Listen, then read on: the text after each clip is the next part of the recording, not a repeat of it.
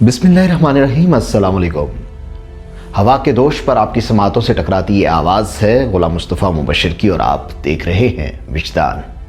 ये साल था 2014। पहली जंग अज़ीम अपनी पूरी हशर सामानियों के साथ दुनिया पर मुसल्लत हो चुकी थी। सर्दियाँ थीं, सख्त सर्दियाँ थीं और दुनिया के अंदर फ़ौजें आमने सामने थीं। स्विट्ज़रलैंड का बॉर्डर, जिसको स्विस बॉर्डर भी कहा जाता है और इसको नॉर्दर्न फ्रंट भी कहा जाता था।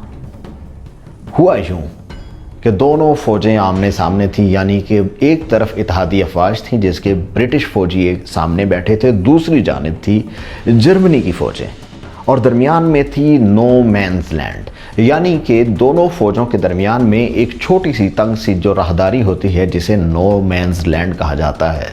उस नो मैन्स लैंड के दरमियान में फ़ौजियों की आंखें लगी हुई थीं कि कहीं से दूसरी सिमत से कोई गोली चले तो उस गोली का जवाब गोली की शक्ल में दिया जाए। जंग थमी हुई थी।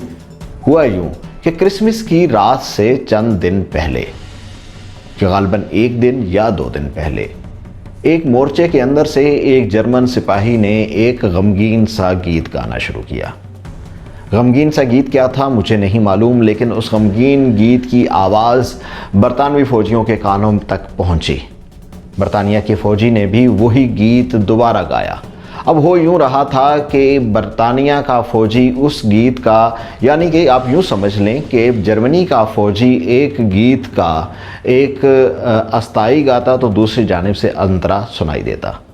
गीत गाना शुरू हुआ यूँ कि एक जगह पर आकर जर्मन फ़ौजी को एक गाने का एक मिसरा भूल गया और बरतानवी फ़ौजी ने कहा कि अगर तुम्हें मैं ये मिसरा सुना दूँ तो क्या हो गया। बरतानवी फ़ौजी ने वो मिसरा सुनाया तो जर्मन फ़ौजी ने कहा कि मेरे जानिब से ये सिगरेट कबूल करो। अब वहाँ पर सिगरेट लेने के लिए दूसरी जानिब से फ़ौजी आने के लिए तैयार ना था कि कहीं इस सिगरेट के इवज़, बुलाने के इवज़ एक जनजनाती हुई गोली उसकी खोपड़ी के अंदर छेद न कर दे। लेकिन बहरहाल गीत का सिलसिला दोबारा से जारी हुआ। दोबारा वही बात हुई, कहीं पर कोई एक की तान टूटी, दूसरे ने वो तान मुकम्मल की और उसके एवज़ दूसरी जानिब से भी सिगरेट का टुकड़ा, सिगरेट का पैकेट फेंक दिया गया। अब एक फ़ौजी ने हिम्मत करके नो मैन्स लैंड की तरफ छलांग लगा दी और उसने कहा कि मैं सिगरेट उठाने आ रहा हूँ। एक फ़ौजी, अब ये जर्मन था या बरतानिया का था, इसके बारे में तारीख़ हमें ज़्यादा रहनुमाई नहीं करती, लेकिन समझ लेते हैं कि बरतानिया का फ़ौजी दरमियान में उतर आया। अब जर्मनी की सिमत से भी एक फ़ौजी दरमियान में आया। अब हुआ यूँ कि इन 2 फ़ौजियों के आने के बाद तीसरा फ़ौजी हिम्मत करके बाहर निकल आया, फिर चौथा फ़ौजी।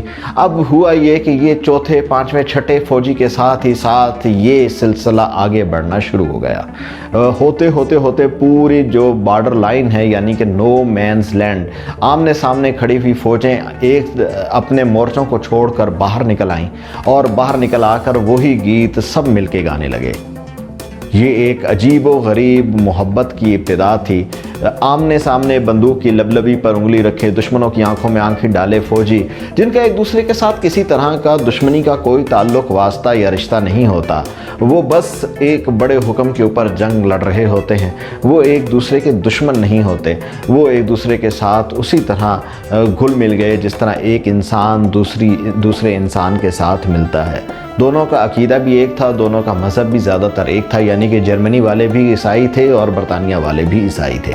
अब ये ट्रूस जो था, यानी कि ये दोनों के दरमियान एक गैर एलानिया जंगबंदी जिसका पीछे से कहीं से कोई हुक्म नहीं आया था, ये आगे बढ़ना शुरू हुई।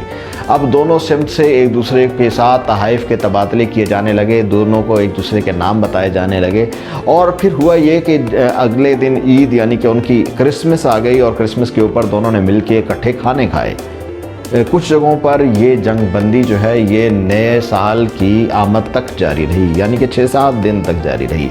ये जंगबंदी चलते चलते चलते चलते एक जानिब से चली और स्विस बॉर्डर से चलती हुई ये जंगबंदी फ्रांस, नॉर्वे, बेल्जियम और किसी हद तक जर्मनी में भी जा पहुंची।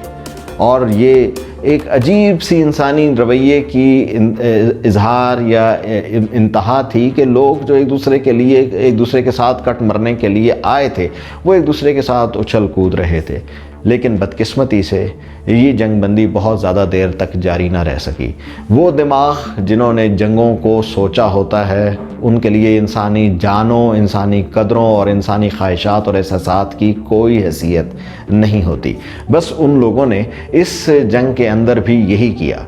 यकायक ऊपर से पैगामात आने लगे कि इस जंग बंदी को ख़त्म कर दिया जाए। ये जो आपस में तुम फ़ुटबॉल खेलते हो, इस फ़ुटबॉलों को भूल जाओ और एक दूसरे पर बम, बारूद और आग और लोहे की बारिश कर दो।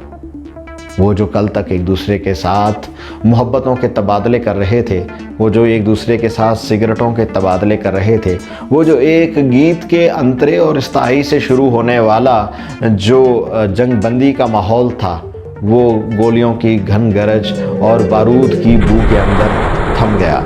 लेकिन इस क्रिसमस ट्रूस इसको कहा जाता है, इस क्रिसमस ट्रूस ने बता दिया कि फ़ौजी के दिल के अंदर भी एक मोहब्बत करने वाला एक छोटा सा हरकारा बैठा होता है, जो किसी गाने की आवाज़, किसी गीत की लय के ऊपर वो भी मचल उठता है।